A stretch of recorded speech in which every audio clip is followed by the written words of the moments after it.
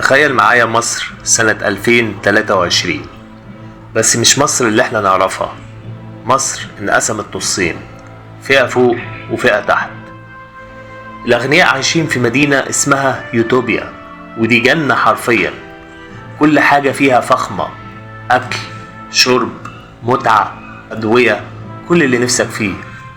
لكن برا يوتوبيا الجحيم مستنيك. ناس جعانة، تعبانة، معدومة، بتحاول تعيش بأي طريقة.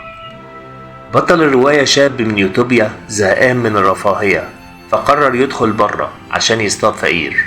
مش هزار، حرفيا كانت متعة شباب الأغنياء إنهم يدخلوا عند الفقراء ويقتلوا حد وياخدوا تذكار زي دراع أو صباع. أنت متخيل؟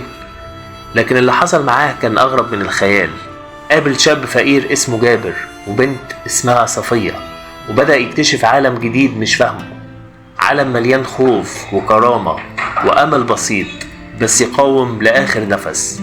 الرواية مش بس خيال علمي، دي جرس إنذار بتقول لنا لو الظلم استمر والفجوة بين الناس فضلت تكبر هنعيش في يوتوبيا فعلا، بس مش زي ما بتحلم.